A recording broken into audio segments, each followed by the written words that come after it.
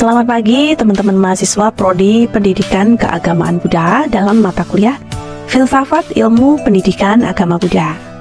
Sebelum kuliah kita mulai, berikut akan saya sampaikan rencana pembelajaran semester atau RPS yang berisi tentang agenda apa aja yang akan kita selesaikan selama satu semester mendatang. Dan berikut kita simak uraiannya.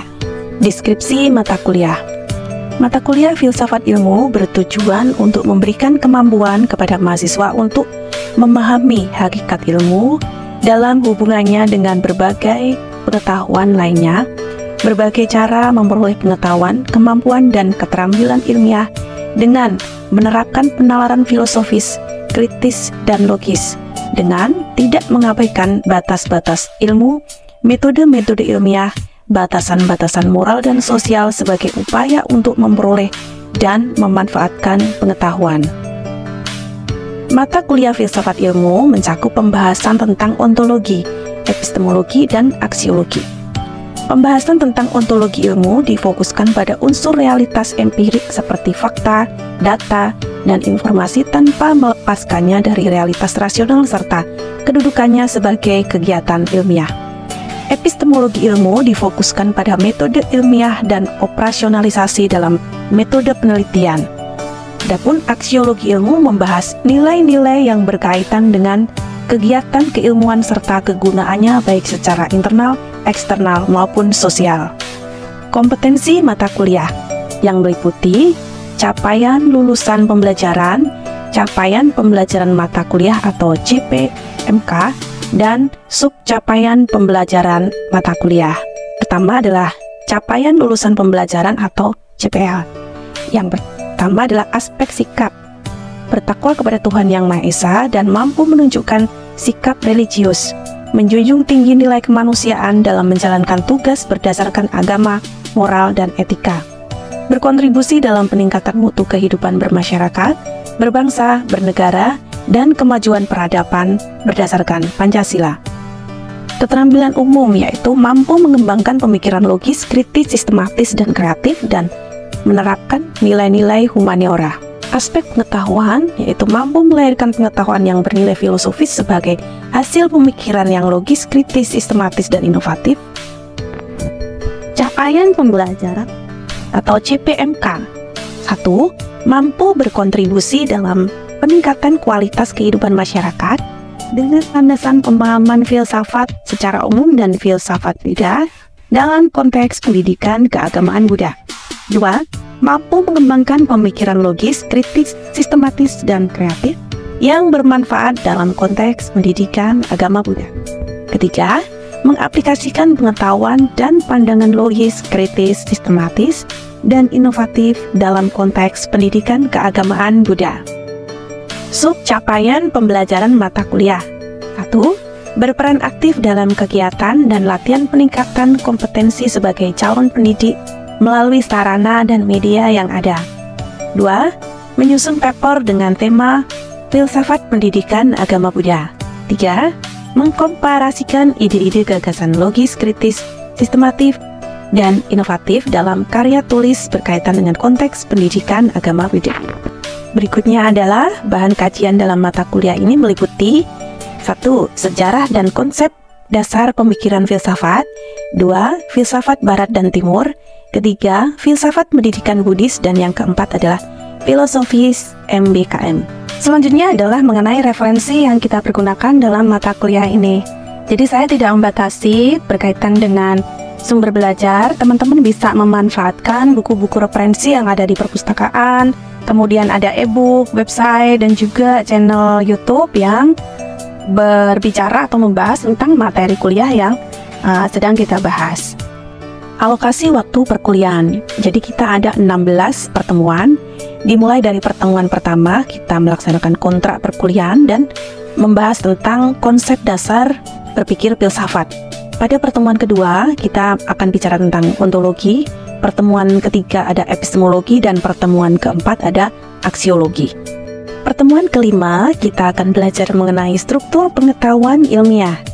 Yang keenam, tentang metode ilmiah, dan yang ketujuh kita akan membahas tentang relasi ilmu dan pengembangan pendidikan agama Buddha. Dan yang keempat kita akan melaksanakan ujian tengah semester atau UTS yang nanti teman-teman akan menyusun paper. Pertemuan ke-9, teman-teman akan belajar mengenai filsafat pendidikan dalam pandangan filsuf. Kemudian yang ke-10, teman-teman akan belajar tentang pandangan filsafat barat. 11, pandangan filsafat timur. Yang ke-12 adalah filsafat pendidikan Buddhis. Pada pertemuan ke-13, kita akan mempelajari atau belajar tentang pendidikan dan konsep pembebasan. Pertemuan ke-14, konsep pembebasan eksistensial. Yang ke-15, filosofi MBKM dalam perspektif Buddhism. Dan pertemuan ke-16, kita akan melaksanakan ujian akhir semester yang nanti teman-teman akan membuat sinopsis sebuah vlog dengan materi filsafat dan pendidikan agama Buddha. Selanjutnya adalah evaluasi proses dan produk belajar. 1. UTS memiliki bobot 25%, UAS memiliki bobot 25%, tatap muka atau kehadiran di kelas 15%, presentasi dan diskusi di dalam kelas 20%, dan yang kelima adalah partisipasi kelas atau keaktifan teman-teman mahasiswa di kelas ada 15%, jadi totalnya ada 100%. Deskripsi evaluasi proses dan produk belajar diuraikan sebagai berikut. UTS dilaksanakan pada pertemuan ke-8, UAS dilaksanakan pada pertemuan ke-16. Tatap muka adalah kehadiran teman-teman mahasiswa di dalam kelas atau dalam perkuliahan yang nanti diaplikasikan dalam bentuk presensi. Presentasi dan diskusi dilakukan setiap individu mempresentasikan hasil kerja dan hasil diskusi bersama. Kemudian yang kelima adalah partisipasi kelas, yaitu keaktifan teman-teman mahasiswa memberikan kontribusi pemikiran baik berupa pertanyaan maupun komentar pada saat diskusi di dalam kelas. Yang selanjutnya kita akan menyampaikan tentang deskripsi berkaitan dengan pelaksanaan UTS dan UAS. Mari kita simak bersama. Tugas UTS adalah membuat makalah dengan tema filsafat dalam pendidikan keagamaan Buddha.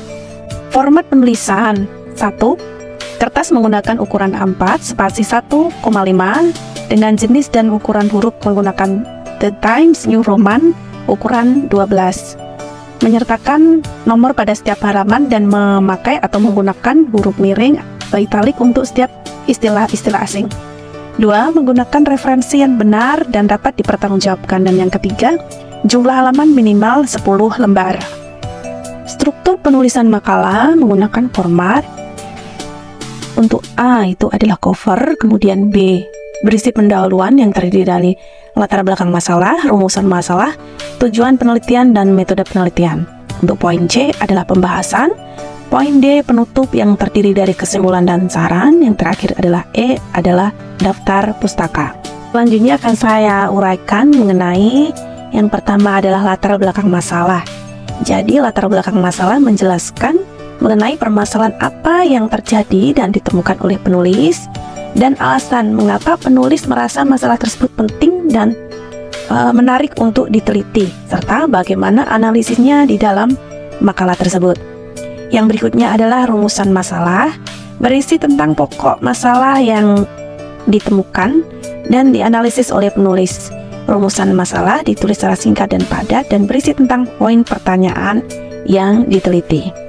Tujuan penelitian merupakan rumusan masalah atau jawaban yang ingin didapatkan dari peneliti yang dikemas dalam bentuk kalimat tanya. Dan selanjutnya adalah metode penelitian. Jadi dalam metode penelitian saya sarankan teman-teman mahasiswa menggunakan metode kualitatif dengan beberapa pendekatan. Teman-teman bisa memilih salah satu pendekatan, yaitu ada 1 etnografi, yang kedua studi kasus, yang ketiga adalah studi dokumen atau teks, yang keempat adalah observasi alami, yang kelima adalah wawancara terpusat, dan yang keenam adalah fenomenologi, ketujuh grounded theory, dan yang ke-8 adalah studi sejarah. Jadi teman-teman bisa memilih atau menggunakan salah satu pendekatan tersebut. Pada bagian pembahasan, teman-teman mahasiswa menguraikan jawaban atas rumusan masalah dan tujuan yang disajikan pada bagian pendahuluan yang berada di depan, atau hasil analisis atas permasalahan yang diteliti berdasarkan metode dan pendekatan penelitian yang dipergunakan. Selanjutnya, makalah silakan di-upload di aplikasi LMS pada saat jadwal pelaksanakan UTS. Adapun jadwal pelaksanaan UTS nanti akan kami infokan lebih lanjut. Tugas UAS atau ujian akhir semester adalah membuat sinopsis dan video vlog dengan ketentuan sebagai berikut. 1. Tema filsafat pendidikan agama Buddha. 2. Video dibuat dengan durasi minimal 15 menit. 3.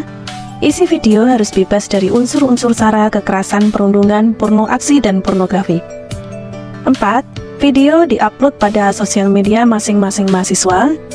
Dan kelima, share link atau upload video pada WAG atau aplikasi LMS maksimal pada saat jadwal pelaksanaan UAS.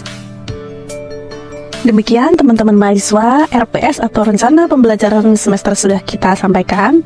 Dan saya ucapkan selamat mengikuti perkuliahan dengan tetap semangat dan selalu bahagia. Terima kasih, Sugiyato Namo Buddhaya.